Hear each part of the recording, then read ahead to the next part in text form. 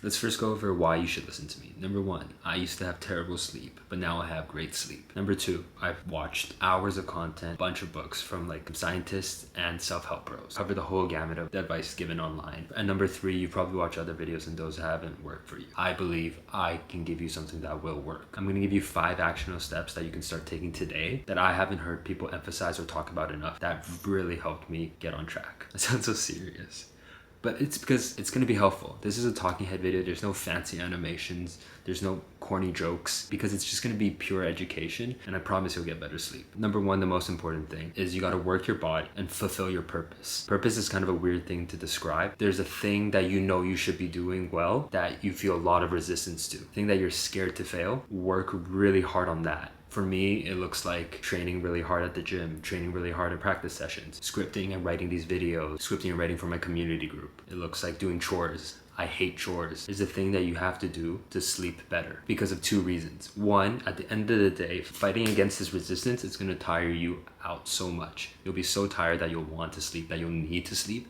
And 2, when you try to work on things that you don't know if you can achieve and you achieve them, there's this peace and there's a feeling of accomplishment that you get so that when your head hits the pillow at the end of the night, it just feels like you deserve that rest. I realized in hindsight that it was hard for me to believe that I deserved the rest because I haven't worked as hard as I wanted to. Work hard and treat yourself to rest. Number 2, don't be dogmatic. What does that mean? I like to use the word, but I don't really even know what it means. How I apply it though, I take everything with a grain of salt. You're supposed to see the sunlight in the morning. You're supposed to have complete darkness. You're supposed to take your melatonin or magnesium or L-theanine. You're supposed to not use devices. Like I do all all of those things. I fall asleep with my device right beside me. I don't get sunlight first thing in the morning. I drink caffeine late at night sometimes. That does mess me up a little. But that's the point. You have to experiment to know what is true for you. You're really working against yourself if you hear a suggestion online or from a friend and you make that a rule. You say like, if this happens, I can't sleep. Then yeah, like you can't sleep. Like why not just be like, this doesn't really matter. This doesn't really matter. I'm doing this over and over again and it is affecting me. So this might matter. Don't make up rules for your own life because someone else said so.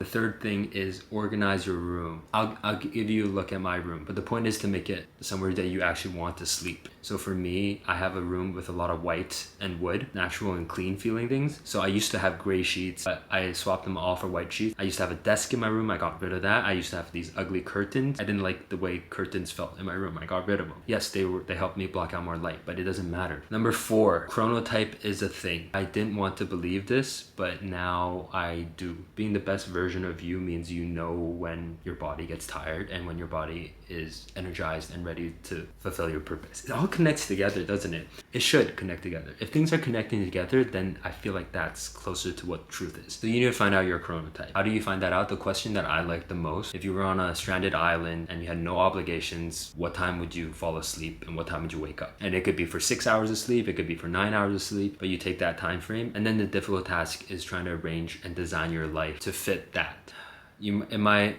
This one's tough because it might require a lot of privilege to achieve that, but I guess where you lack privilege, you just gotta work a little bit harder. Don't limit yourself. There's gotta be a way for you to like be creative is what I'm saying, and so that you can fit your life around your chronotype because you'll operate happier and better. At least I do.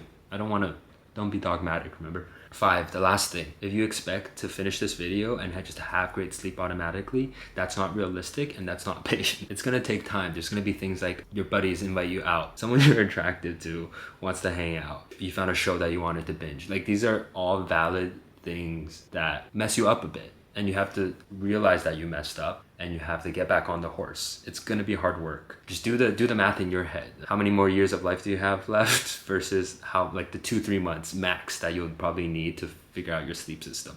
Like it's not a big chunk of time or effort in the grand scheme of things. So I believe in you, you got this.